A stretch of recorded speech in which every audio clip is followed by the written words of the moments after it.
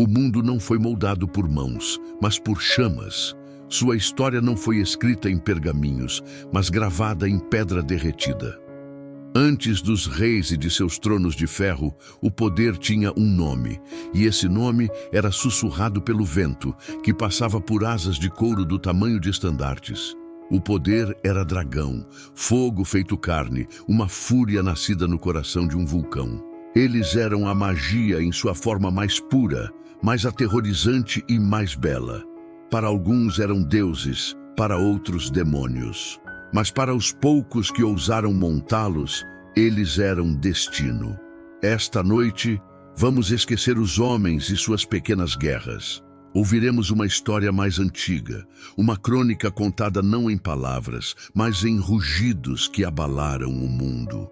A saga dos dragões começa muito antes do Targaryen, antes da conquista de Westeros. Começa em uma era perdida, na antiga Valíria, uma península banhada por mares fumegantes e dominada por vulcões.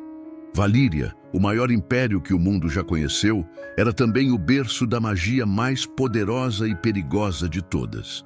Nos corações dos 14 vulcões de Valíria, os dragões foram forjados. Não eram criaturas comuns, mas fogo feito carne, filhos da terra e do fogo, em um pacto de sangue com os homens.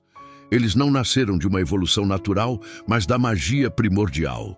Forjados pelo fogo e pela terra, eles eram, em sua essência, criaturas selvagens e indomáveis. Antes de Valíria se tornar o maior império do mundo, seus habitantes eram pastores humildes. Mas nas encostas sombrias dos vulcões, encontraram os dragões. E os dragões não eram apenas monstros. Eram poder, uma força incontrolável. O segredo para domar os dragões não estava na força bruta, mas na magia de sangue. Os antigos valirianos, com sua afinidade única com a magia, descobriram que poderiam se conectar com essas criaturas, formar laços e, eventualmente, montá-los. A chave para esse vínculo psíquico era profunda. Era uma união de duas vontades, um laço simbiótico que tornava cavaleiro e dragão uma força imbatível. Com o poder dos dragões, os valirianos se tornaram conquistadores. Eles não marchavam, voavam. As legiões de Valíria eram imbatíveis e o comando Dracarys, fogo de dragão, era sentença de morte para cidades inteiras. Os dragões não eram apenas armas, mas símbolos. Eles foram a força que levou Valíria à sua grandeza. Mas a mesma força que forjou um império também causou sua queda. Os dragões eram mais que simples bestas. Eles eram inteligentes, com uma capacidade de formar laços profundos com seus cavaleiros. Mas também eram criaturas instintivas, com uma fúria que, uma vez despertada, era quase impossível de controlar. Em sua essência, os dragões eram tanto destruição quanto criação.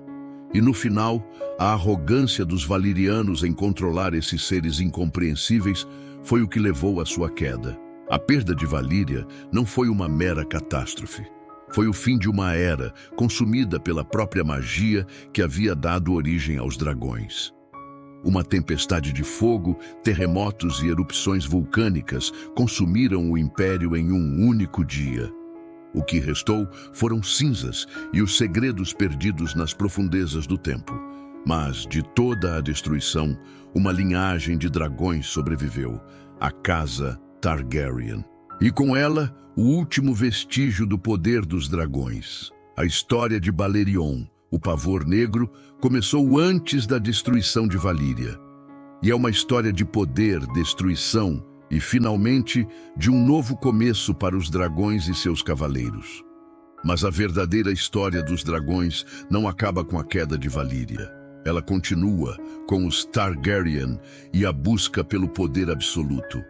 Balerion, Vhagar, Drogon, dragões que não apenas dominaram os céus, mas que forjaram reinos e mudaram o curso da história. O poder dos dragões é inegável, mas a verdadeira pergunta é: será que um dia o legado deles será restaurado? Por mais que os dragões sejam temidos e adorados, sua verdadeira essência é a de força primordial incontrolável. Mas a história, meus amigos, ainda está sendo escrita.